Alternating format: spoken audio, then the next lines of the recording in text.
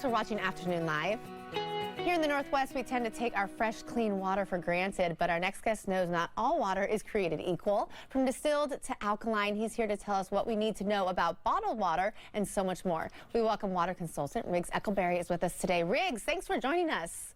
It's a pleasure, Kara. Thank you. It's so interesting because here in the Northwest, we are very, very lucky with such good water. But when you go to buy water and you're looking at the store, there's so many different types. I mean, I mentioned them already, the alkaline, there's vitamin water, there's filtered water, there's distilled water. Which one is the right one? Is there actually a certain one? Well, in general, you should not be buying bottled water. The environmental cost and even health cost of bottled water is very high, because, of course, you're putting it in plastic, and plastic can leach. But there's so many steps involved in taking it from the source to retail. Now, in emergency, drink the bottled water. I was doing that just now on the plane, and it is what it is, right?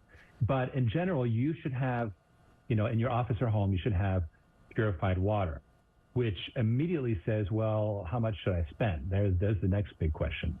So exactly that. So you should have purified water. What does that look like? What are some ways to do that? Well, the simplest way, of course, is to have one of those pitchers, like a Brita-style pitcher. They're not incredibly efficient. They get a lot of stuff out of the tap water. First of all, just so we all agree, tap water is not great. In America, tap water will not kill you right away because we do make sure that it doesn't have bacteria and so forth. They do a good job of that. But there's a lot of toxins from the groundwater, and we've seen issues with chemicals released into the aquifers that can contribute to bad water. So with that in mind, we have the idea of, first of all, a pitcher. Then you have these gravity-fed water purifiers, which I'm not going to name brands, but they're silver, and they use these black carbon filters. They're very good, actually, and you can have them by your sink. So that's, a couple $100.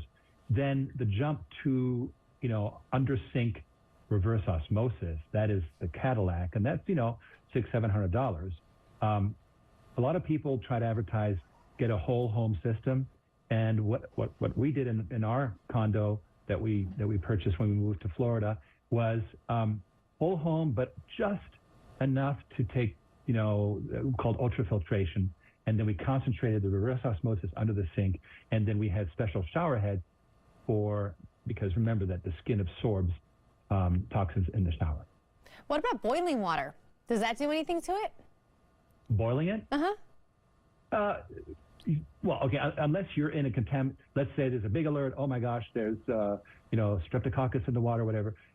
As I say, the municipalities do a good job of sterilizing the water. They put in bleach, and then they remove it. They're very sophisticated about that. What they do have a harder time with is the increasing amount of industrial toxins. It's not their fault. They're dealing with the best they can. But we're living in a world where there's more and more toxins in the water, and people need to not assume the tap water is okay, including for their pet. So what is alkaline water exactly? Alkaline water simply is water that it's more mineral. It's less acidic, right? And some people claim that it's good for you. I personally don't know for sure. Generally, when you get one of those reverse osmosis systems under your sink, it will include a remineralizer, very important because the RO takes everything out. So remineralize, and then sometimes you can get one of those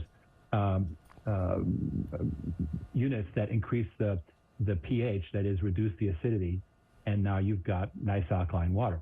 I personally think it's good to have. I don't know about the scientific basis. What's the difference between distilled and purified water?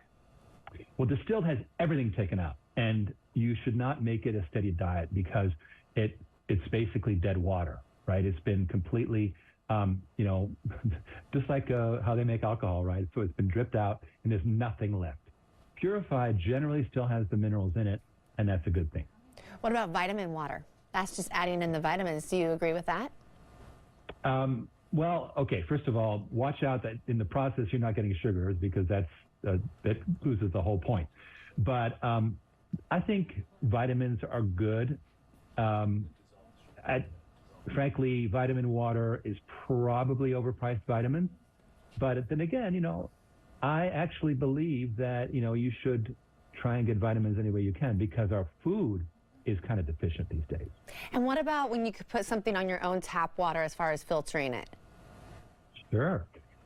Again, you can, and you bring up a very good point, and they have those inline sink faucet purifiers, and that can be good. Generally, it goes through a carbon filter, and you get pretty decent water. It's not a bad solution. Okay, thank you so much for breaking this all down and taking on my many questions. Thanks, Riggs. Thank you, Carol. Yes, you know, we'll have more information about Riggs on our website at katcu.com. Don't go away. We'll be right back with more Afternoon Live right after this. But first, let's check in with Helen and AM Northwest. Hey, Kara, tomorrow on the show.